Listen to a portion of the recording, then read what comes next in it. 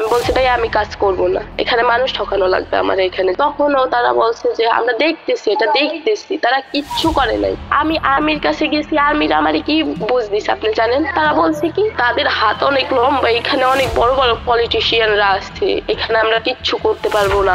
তুমি তোমার অনেক কপাল ভালো যে তোমার ওইখানে তুমি বাচ্চা ফিরাইতে পারতেছো, তোমার ওইখানে যদি কোনো পতিতলা বিক্রি করে দিত। আমার বয়স মাত্র 17 বছর। আমার আপু ঢাকা সিএনজি চালায়। আমি বাসা তো না বললে গেছি ভাইয়া, আমি যাই না, তখন আমি টাকা দিয়ে ফেলাইছি ভাই, আমার 9,000 টাকা দিচ্ছি ওইখানে। এখানে আর্মি অফিসার গেছিল, বলেন পুলিশ গেছিল, আর্মি পুলিশ সব গেছিল, কোনো কাজ হয় নাই। এখানে যে উত্তর বাগদার যে পুলিশ, যেই আর্মি, তাদেরকে মাসে 3-4 লাখ টাকা করে কোম্পানি থেকে দেওয়া হইতেছে। মানুষ তো অনলাইনে স্ক্যাম হয়, আপনি অফলাইনেও স্ক্যাম হয়েছেন।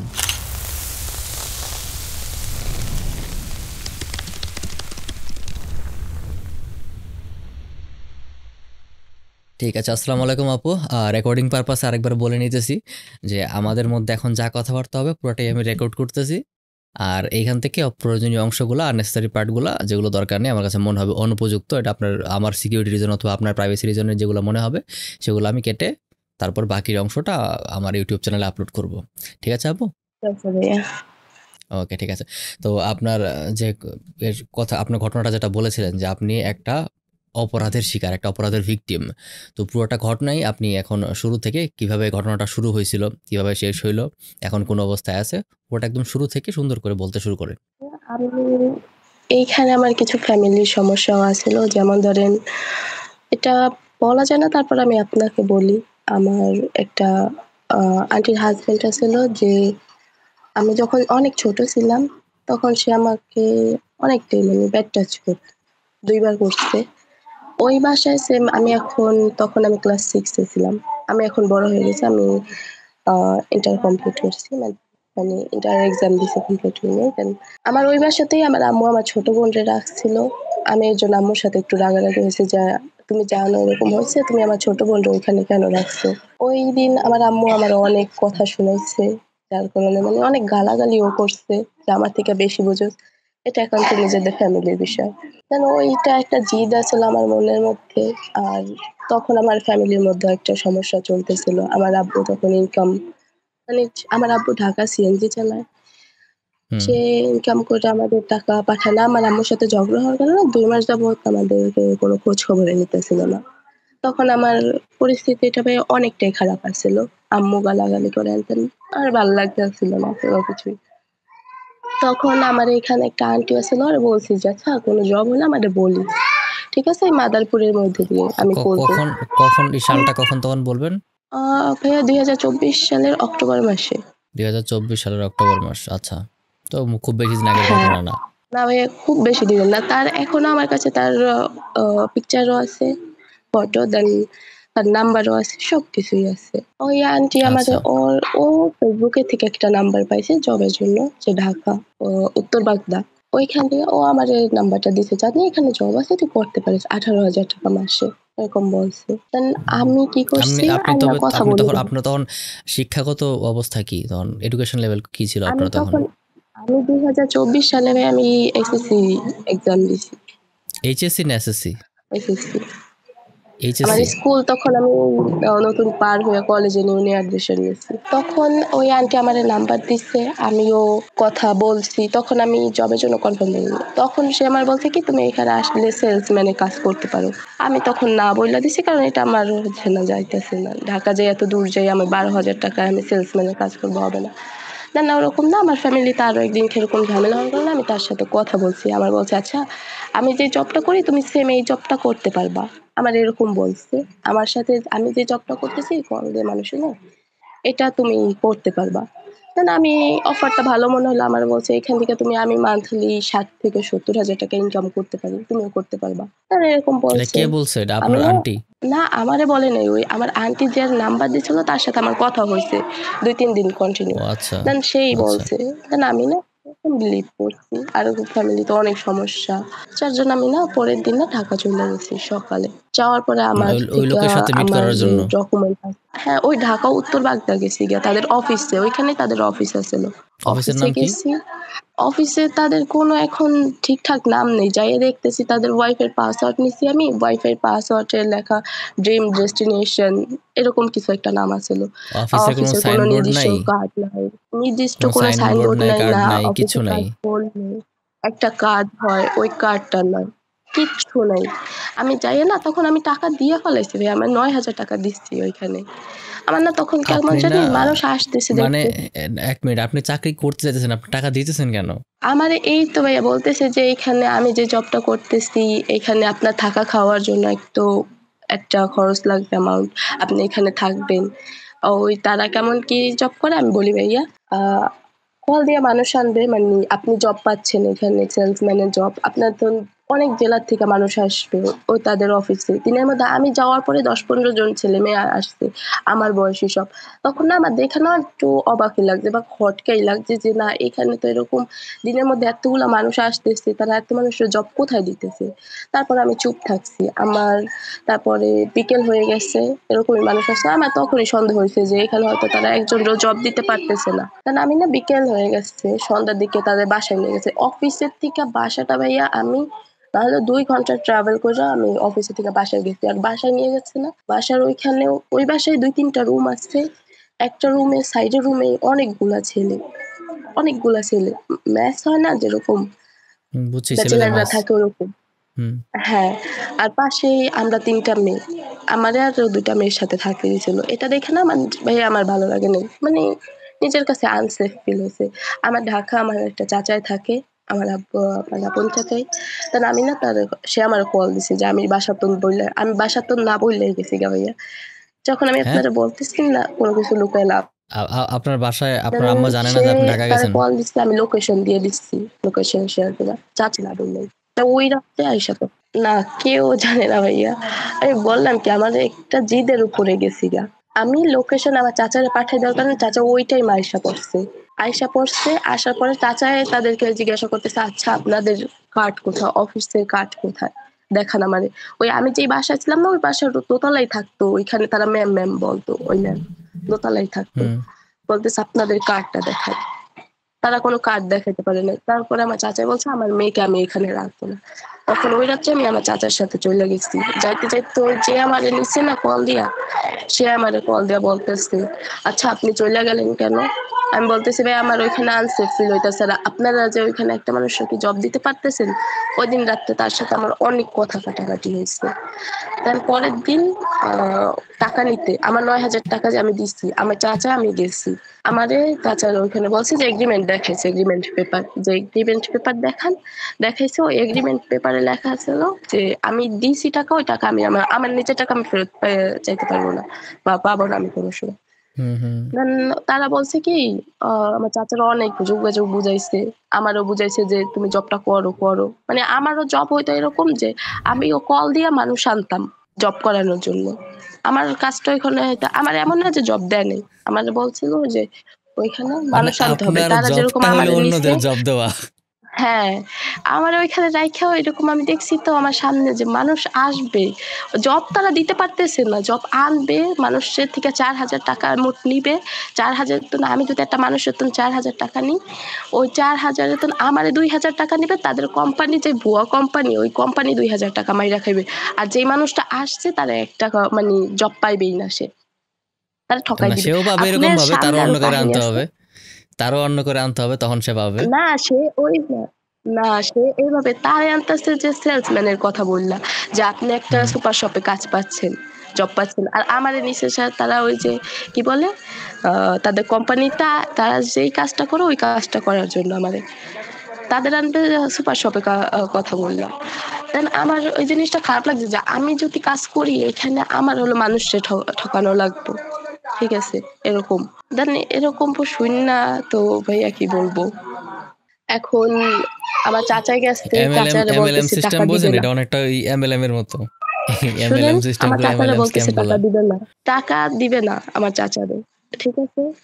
দেন হুম। আমার চাচা বলছে অনেক বার্গেটিং পর মানে অনেক কথা বলার পরে বলছে ২১ তারিখে আসছেন টাকা দেব। ২১ তারিখে আমার চাচা গেছে। টাকার জন্য। হুম তখন আমার চাচারে বলছে কি, আপনি ১ তারিখ আইসেন। আমার চাচা ১ তারিখ গেছে। এর মাঝে ওই লোকের সাথে আমার কথা হইতো।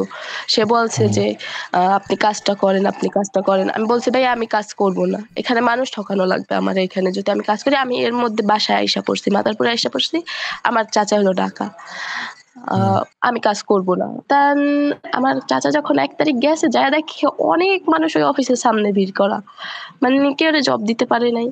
তখন আমার চাচা মনে করেন ওইখানে আর্মি অফিসার গেছিল বলেন, পুলিশ গেছিল, আর্মি পুলিশ সব গেছিল। কোনো কাজ হয় নাই। তখন আমি যখন ওই যে আমারে নিচ্ছে তার সাথে আমার কন্টিনিউ কথা হইতো।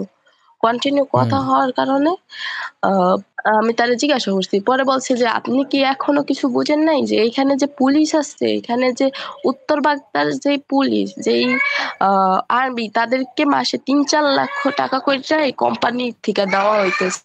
বোঝেন?" দেন আমাদের এইখানে যে মাদারপুর জেলার যে পুলিশের যে ক্যাম্প, আমি ভাইয়া ৩ দিন গেছি। হুম আমাদের কলেজেই হলো ক্যাম্প। আমাদের গভর্নমেন্ট কলেজের সাথে ক্যাম্প। দেন আমি ওইখানে গেছি। ১ম দিন আমার জন্য কি বলে ওটা লেখছে। আ কি বলে অভিযোগ লেখছে। দেন হুম আমি ঐদিন অভিযোগ লেখার পরে না তারা বলছে আমরা কল দেব। আমি তাদেরকে বলছি ভাই আমার কাছে তার পিকচার আছে, নাম্বার আছে। তারপরেও কোনো কাজ হয়নি। পরে বলছে আপনি আইসেন বা আমরা কল দেব।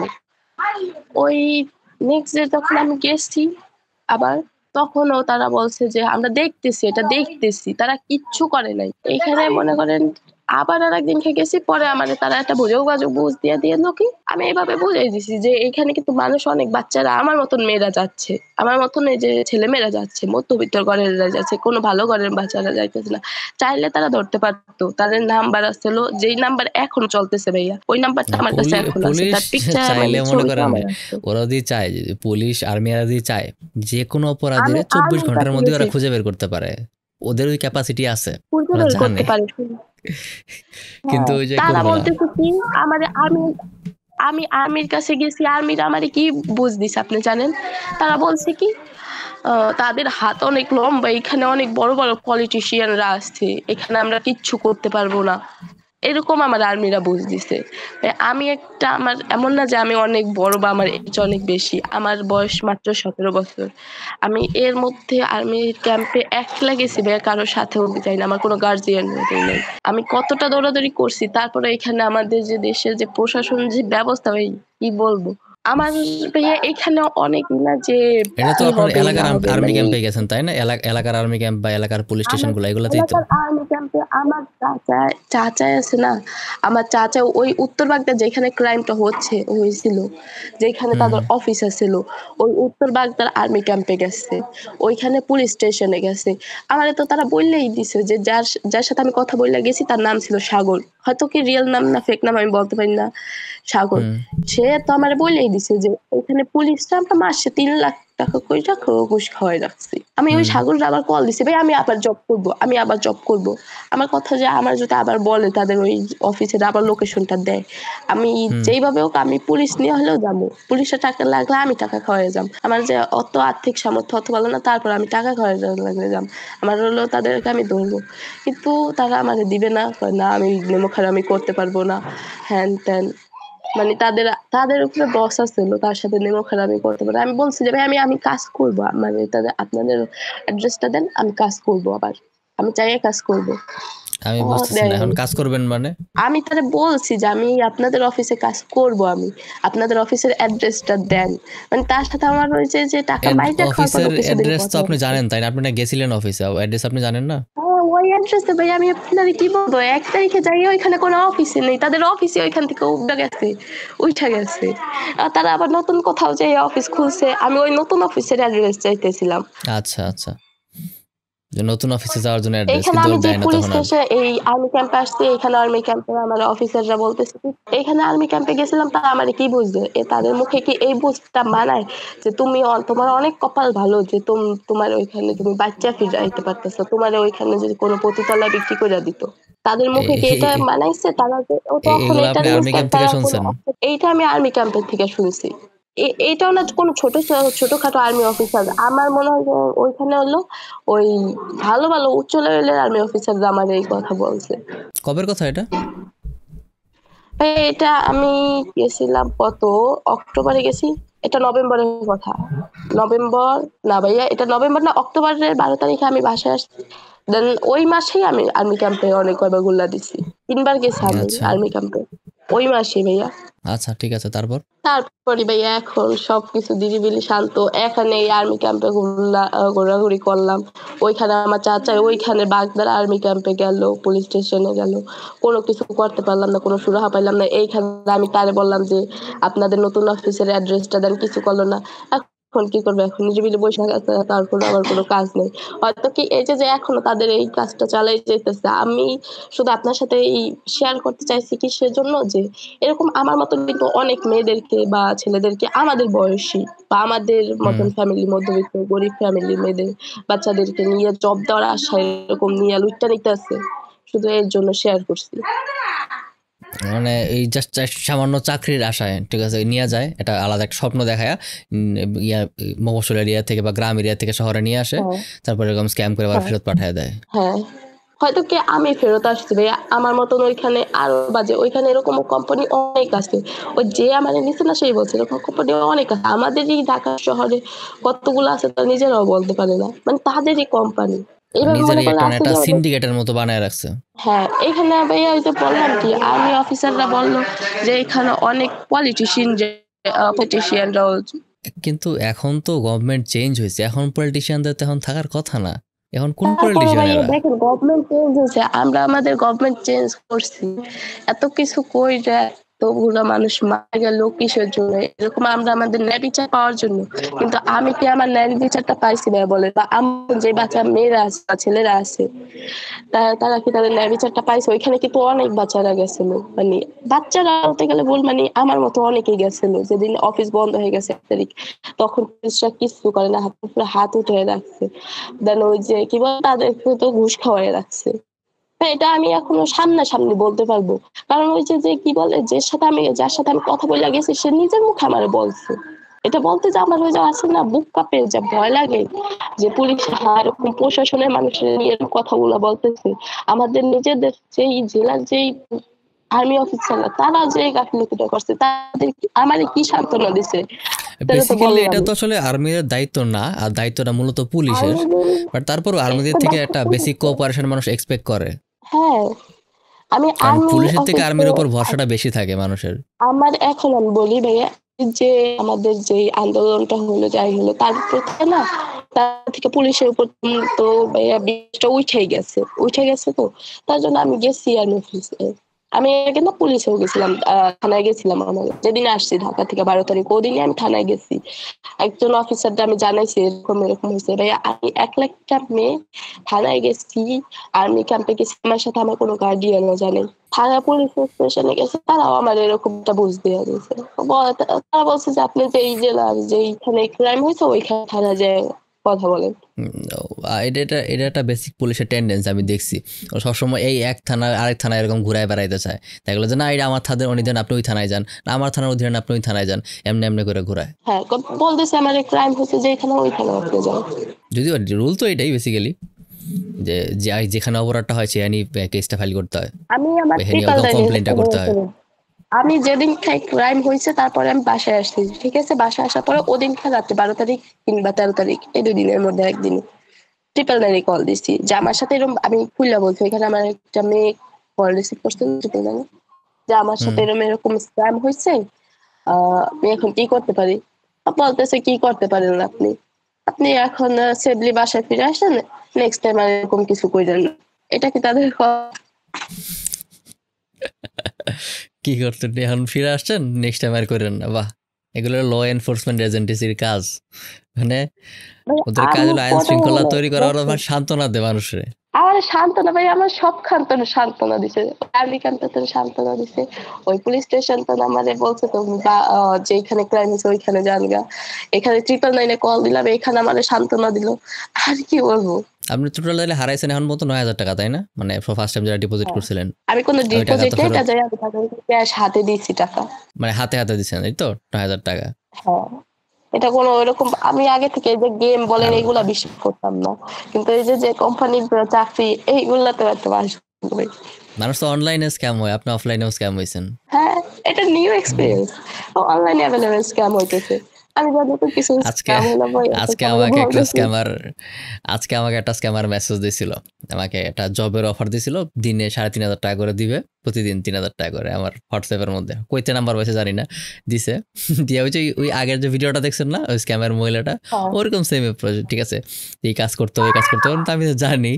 তো উনি আমি ফার্স্ট একটা টাস্ক দিচ্ছে, একটা স্ক্রিনশট পাঠাইতে বলছে, ঠিক আছে, এটা ইয়ার নিয়ে প্যান স্পেসিফিক সোনারগাঁও হোটেল, আমি পাঠাইছি। তো ভাই, you have completed the first assignment, very good, এখন আপনি টেলিগ্রামে যান, টেলিগ্রামে গেলে আপনাকে 150 টাকা দেওয়া হবে। তো টেলিগ্রামে গেছি, আমার 150 টাকা দিছে। এরপরে ব্যাস বলছে এখন আপনি ওইটাই আরেকটু পরবর্তী বেশি। গ্রুপে যাইতে চান, পরবর্তী টাস্কের জন্য রেডি আছেন কিনা, ঠিক আছে, বলছে না, এখন না, আমি আর রেডি নাই, ব্লক মেরা দিছি।